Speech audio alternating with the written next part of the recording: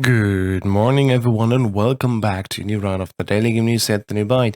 Today, we're gonna focus on a big topic first, and then also have other news in the end. So, let's start with the big dispute: indie gamers versus G2A.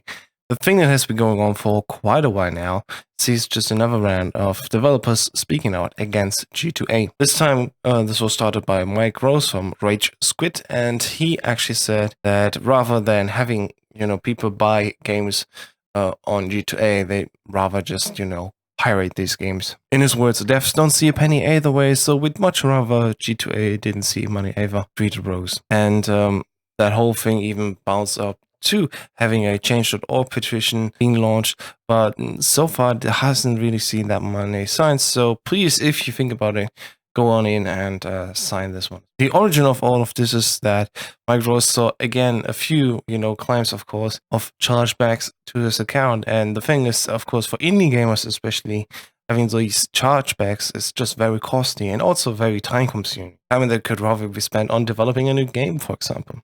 Of course, the claim that first was gone out was already rejected by G2A because they say, according to the data from G2A's support department, only 1% of all transactions made on its storefront are problematic in any way, and only 2% of those, so 0.02% overall, are potentially chargeback situations. That doesn't include, of all cases, of course, things like the 8% that are indie games overall compared to the big AAA titles, of course, on G2A, because for them, even these small numbers still are summing up to large sums overall. So Mike Rose goes on and says, they say I have a pretty good at handling the keys they don't want available on the free market. Yes, I do, and that's because G2A exists. I've had to stop giving our keys so freely to potential press and influencers because G2A doesn't care about policing their site, tweeted Rose. Because of this pretty good handling, it means that we are far less inclined to get involved with things like, for example, a Humble Bundle, as we know all the keys will appear on G2A afterwards and tank our Steam sales from that point onwards. This is the issue with G2A. It even goes on more and more and more. For example, here he says, so let's dive into these lovely stats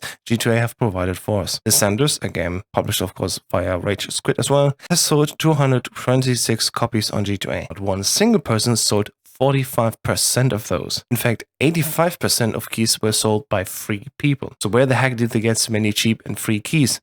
How's that even possible? You can see that one guy selling 102 Steam keys on February 14th, 2018. At that point, the game was only available on Steam and it was 10% on the launch sale. I remember seeing these keys on G2A for around $13 at the time. So how did this one person get 100 keys he could sell for $13? Fraudulent behavior, of course. So yeah, that situation does not get any better unless we as people also, on large decide to just not go to G2A. And if so many people actually encouraged to say, hey, if you don't want to pay that much money and seek out G2A, just rather pay nothing at all and pirate the game straight away. That is still, easier for the developers. That's the thing. A sale that has not been made is easier than a fraudulent sale that has been made. So just think about it the next time you go to G2A. Please don't, because at least for the indie makers, you're hurting them a lot. You're taking their time away from making new games, and it's a whole stress situation that they just don't need. Also sign the change.org petition, please. Moving on to more news, we have also Microsoft and Sony reportedly scaling back the console production in China, along with many other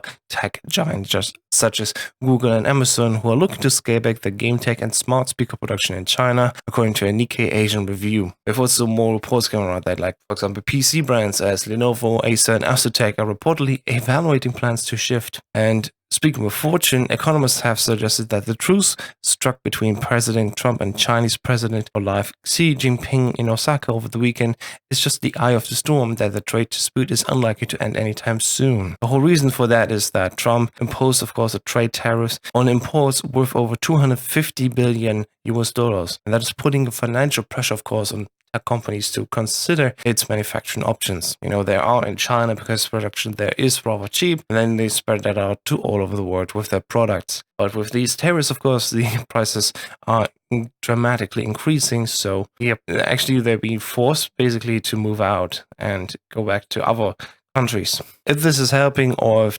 China can be replaced as a whole with other countries, so they still, for example, not going back to the US themselves, that's a whole different issue. But just pointing out to you, like, there's lots of politics having an impact right now on a lot of tech aspects, of course, on our video games, and that means also, of course, if you buy a game, maybe it can be ending up being more expensive for that reason. Something that doesn't cost you as much is the new game Sea of Solitude, which costs €19.99 and is the new EA original title that was produced by Yomei and Cornelia Gebhardt. This game has been played now this last weekend from me, and I actually made a review for the game. Here's one lengthy written article, and if you don't want to read that, there's also a video explaining within 6 minutes if you should play the game or not. Both links are of course also in the description down below. We also have a new game coming out this month, which is the FIA European Truck Racing Championship, which basically is what it is, you know, truck racing. If that isn't interesting to you, well, I guess it's part of a niche, but if it's for you, hey, now you heard about it. There's no concrete date coming out for it yet,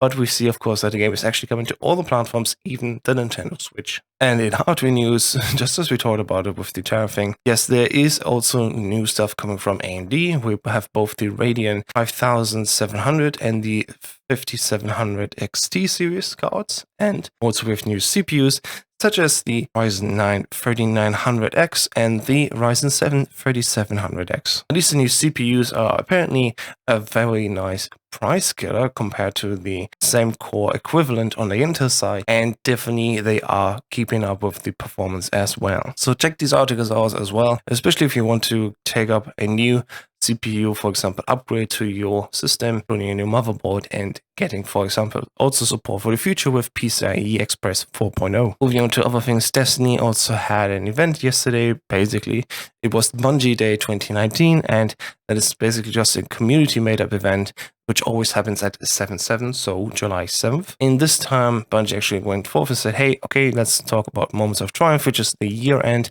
activity for Destiny. And as we reach the end of year 2 for Destiny 2, we have another activity. There's these rewards that you can play for, but you can also, if you have enough triumphs collected, get this t-shirt for a very low costly price. There's also talk in the future already.